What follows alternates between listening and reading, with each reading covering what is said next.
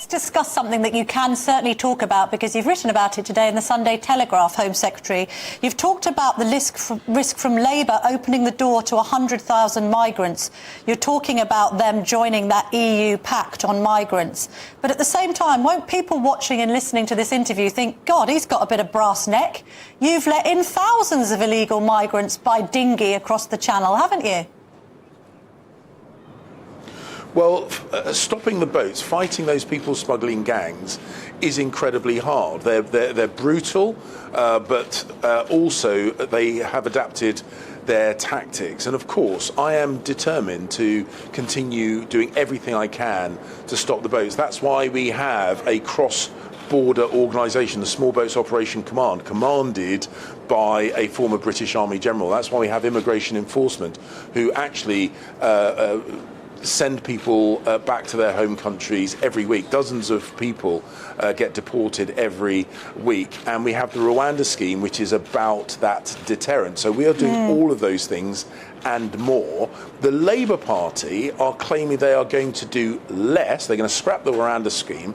Their big announcement was the creation of a border command, which already exists, and a returns unit, which already exists. So they're claiming they are going to do less in the hope that they're going to achieve more. It's just not credible. It's not easy, and no one is pretending it is. But the Labour's position on this, and this deal that they would do with the EU, which saw us as a net recipient previously, but they deny that they're doing that we deal. Get more people rather than less. Labour says they've ruled out doing that deal. Are they lying? But no. Keir Starmer made a series of explicit commitments to the Labour Party when he ran for leadership, and he ditched every single one of them. He campaigned tirelessly to make Jeremy Corbyn Prime Minister, and then claimed he didn't really mean it. The simple fact of the matter is, we know the Labour Party would be soft on immigration. They will ramp up taxes, and they will cut a deal with the EU, which will see us being brought back into the gravitational pull of the European Union and be the net recipient, as I say, of 100,000 migrants. But Home Secretary, with the greatest respect, you haven't got a leg to stand on broken promises, have you?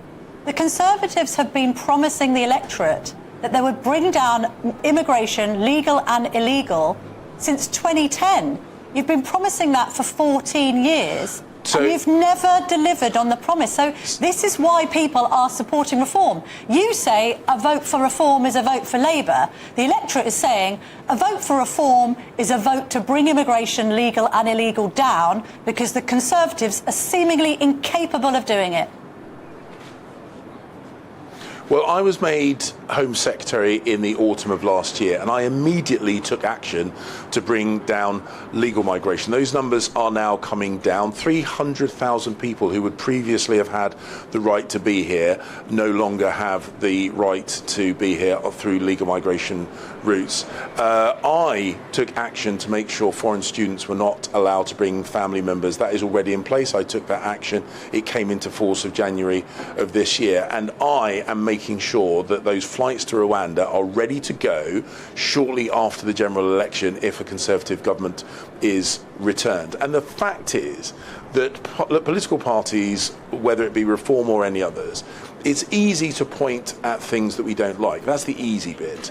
Doing something about it is more challenging, and they don't have answers. And the main reason why they don't have answers, of course, is because even at the most optimistic end of the polling spectrum, they are envisaged to maybe get up to 3, 4, maybe 5 members of Parliament, tops.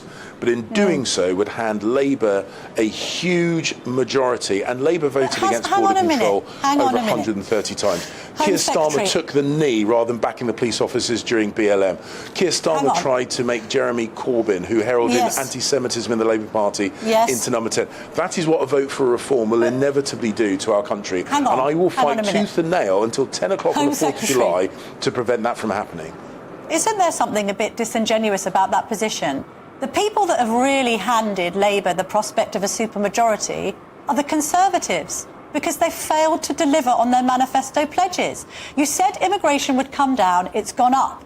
You said tax and VAT would come down, it's gone up. So why can't you just be honest? You're talking about broken promises by Starmer, and that's fair enough. Maybe you've got a point. But the problem for the Conservatives and why people are flocking to reform or just not bothering to come out is that they don't believe you when you make these pledges. You do understand that, surely, Home Secretary? Since we had our last manifesto, we have had two once-in-a-century events back-to-back. We had COVID, which was an event of such magnitude that no one could have predicted. We dealt with it, actually, by international comparisons, pretty well. And we also had Russia's brutal invasion of Ukraine and the impact that that had on fuel prices, on inflation. We have taken action to bring inflation back down to 2%. We've started cutting taxes for working people because that is in our DNA. That is what, of course, we want to do. Why aren't the polls moving then? The only opposition. Look, I can only do what I can do, and candidates can only do what candidates can do, which is continue to take the message to the British people. We are determined to protect them from Labour tax cuts.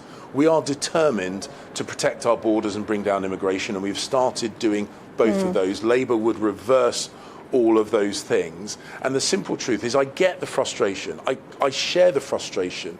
Of course, all of us in government would wish to have achieved more, but there were some unprecedented events which put barriers in our way. But we are absolutely determined to continue to bring down taxes, as we've started to do, continue to bring down immigration, as we've started to do, and protect the British people from the disaster that would be a Labour government led by a man who has been so inconsistent, even to his own party, that we cannot take for granted any of the things that he has said.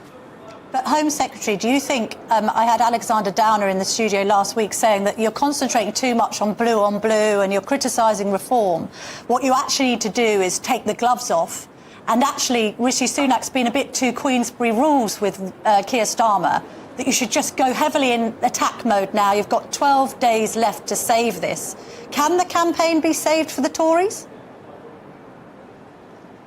Well, there are, I think, a lot of people who haven't decided how they're going to vote. And when I speak to people on the doorstep, they are clearly very uncomfortable with the prospect of a Labour government. They are very uncomfortable with Keir Starmer's inconsistencies. I don't think that it is about personal attacks. I don't think that's what Oliver Dowden was saying. But what we are going to do is continue to highlight the risk of a Labour government to the economics of this country, to the social cohesion of this country, and we are also going to highlight the fact that if you don't want that Labour government, then the most credible way of making sure that we don't have that economic incompetence at the heart of a Labour government is to vote Conservative at this election. And that's the message I will continue to put out. And I'll also put out our positive alternative as well.